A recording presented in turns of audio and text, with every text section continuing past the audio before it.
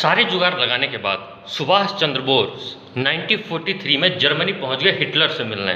जी हाँ, काफ़ी मशक्क़त और काफ़ी मुश्किलों का सामना करने के बाद उन्हें अपॉइंटमेंट मिली हिटलर से मिलने का। वो गए, बैठे, तभी उधर से एक आदमी आया, मतलब हिटलर आया, और आते के साथ सुभाष चंद्र बोस को हाथ आगे किया कि हाँ बोलिए, मैं हिटलर हूँ, क्या मदद कर सकता हूँ आपकी। सुभाष चंद्र बोस जी खड़े हुए, उन्होंने नमस्कार करते हुए कहा कि मैं सुभाष हिंदुस्तान से आया हूँ, मैं हिटलर से मिलना चाहता हूँ। वो चकरा गया, क्या मैं ही हिटलर हूँ और ये मुझसे कह रहा हिटलर से मिलना है। वापस गया, फिर दूसरा आदमी आया, फिर उसने आते फिर आगे हाथ किया कि हाँ बोलिए, मैं हिटलर। फिर सुभाष चंद्र बोस जी खड़े हुए और उन्होंने बोला नमस्कार, मैं सुभाष हिंदुस्तान से आया हूँ, मुझे हिटलर से मिलना है। फिर तीसरा आदमी आता है, उसने भी आते हाथ आगे बढ़ाया, तभी सुभाष जी ने फिर बोला कि मैं सुभाष हिंदुस्तान से आया हूँ, हिटलर से मिलना चाहता हूँ। सभी की बुद्धि चकरा गई। जब असली हिटलर ने ये बात जाना कि यह कौन इंसान है जो असली हिटलर को पहचान रहा है, इससे मिला जाए, तभी असली हिटलर बाहर आता है और आकर कुछ दूरी पर खड़े होकर बोलता है, हाँ बोलो, तुम्हें क्या बात है। तभी सुभाष चंद्र बोस उठते हैं और बोलते हैं कि नमस्ते, मैं हिंदुस्तान से आया हूँ, मैं सुभाष हूँ, मैं आपसे ही मिलना चाहता हूँ। हिटलर का सर चकरा गया कि आखिर ये पहचान कैसे लिया, पूरी दुनिया में मेरे ही कॉपी हर जगह चले जाते हैं, सारे काम करके आ जाते हैं, ये मुझे कैसे पहचान लिया, ये है कौन आखिर।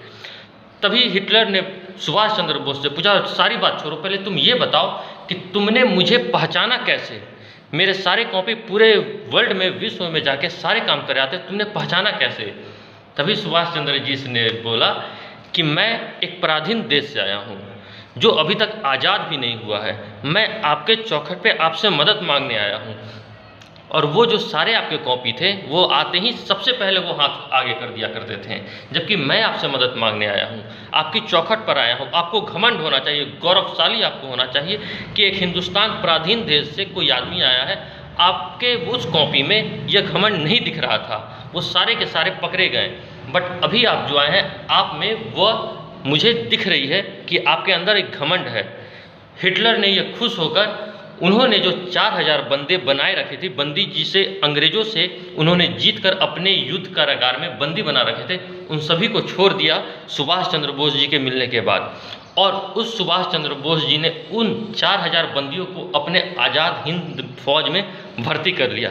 जी हाँ, तो ऐसे थे हमारे सुभाष चंद्र बोस जी, काफ़ी टैलेंटेड, और उन्होंने ही सबसे पहले पहचाना था कि ओरिजिनल हिटलर कौन है और डुप्लीकेट कौन है।